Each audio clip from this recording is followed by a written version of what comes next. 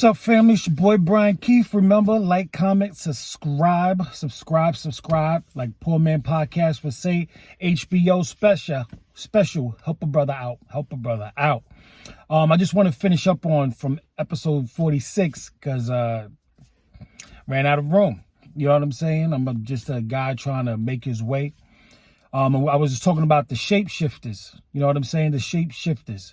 And you'll find that these women, your wife, your girl, they would shapeshift with the makeup. How many videos have you seen where a girl who you would never talk to all of a sudden does witchcraft on her face and turns out to be this top 10 beauty model, if not top 10 IG model.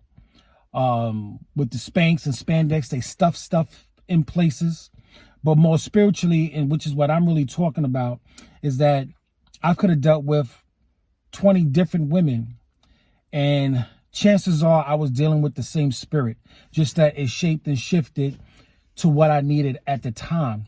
And even though in God's plan, the Most High's plan is all there to help me develop, especially to the man I am today. Like I said, there was no father figure. There was no blueprint for me to follow. So I just tripped and fell forward. And now at this point, I can look back at my mistakes and my experiences and say, well, I can take this from it. I can leave that. I take what resonates with me, and I feel that what's going to help me and take and put into my toolbox. And whatever was detrimental and just serves me no good or just doesn't serve me at this point, I can leave it. And what, like I said, like I've noticed, is that I really believe, whether it's Ishtar or Easter or whoever that entity is, that have shape-shifted all this time. You know what I'm saying? I might have 4 baby mothers, but I might have been dealing with one spirit. And I really feel in my heart that that's real. And I think going forward, even though I would never get into a serious relationship again, if this marriage was to come to an end, you know, me and my wife has had this conversation before, and I told her I wouldn't. I told her, because I love producing, I love music, I love being creative. What I would do is, I said, if this marriage was to end and we go our separate ways, I would never get into no relationship again. I would be better off just purchasing something for the night and sending her on her way. One, emotionally, it'll be great. But 2, most importantly, is that it's cheaper. It's way cheaper. The thousands and thousands and thousands I've spent in family and relationship costs is astronomical. Never mind romancing. Like I said, you know, we have these relationships that we've carried with us all our lives. And in this day and time, I'm pretty sure I wouldn't have to pay for anything.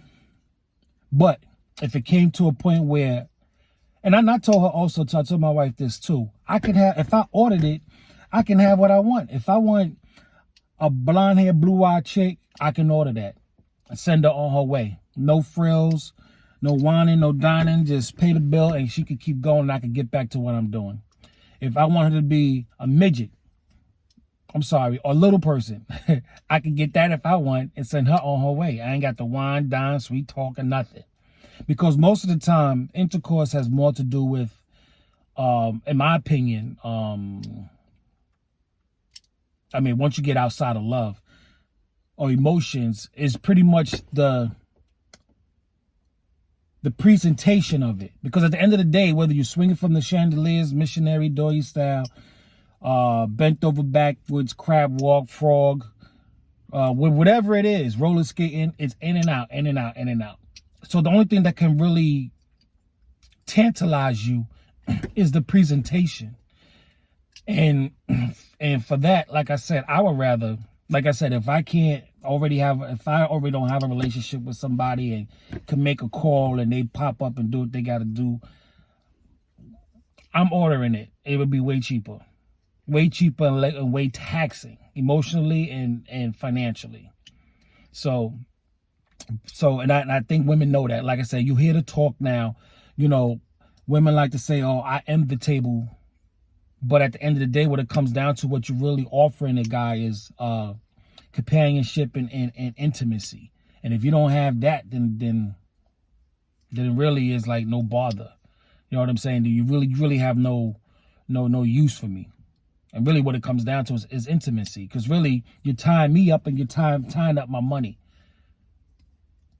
Right? Because if we're in a relationship, as tradition serves, all you hear is your money is my money, and my money is my money, and his money is my money. So it's like to me, it's like what's the point? If that's the case, what's the point? I might as well order it. It'll be cheaper, and I could go on about my business and get to creating, get to doing man stuff. Go see my friends and family and travel and do all kinds of things. You know what I mean? And I think at the heart of it, women know that. Because like I said, doing this this whole video vlog stuff is like, why do we have kids? And most of the time, women are in control of that. Women are in control of whether men have sex or not. Men control whether they have relationships and get married or not. But women control the sex.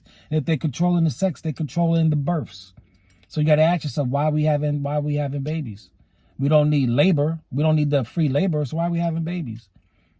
And if you go further, if all she has to offer is sex and babies, then eventually the thrill of the sex is going to run out. Or it might not be as appealing, especially to her. So she's going to give you a baby to tie you up. And she would funnel the funds through the baby and secure her future on some extent. But it doesn't make sense. Why don't you just go to work, have the freedom, have the sex, and go on about your business? But for whatever reason, they don't think in logic terms like that. So they play with your feelings. They play with your feelings and then get you caught up financially, and you're pretty much strapped for a while. But with that being said, I'm gonna be out.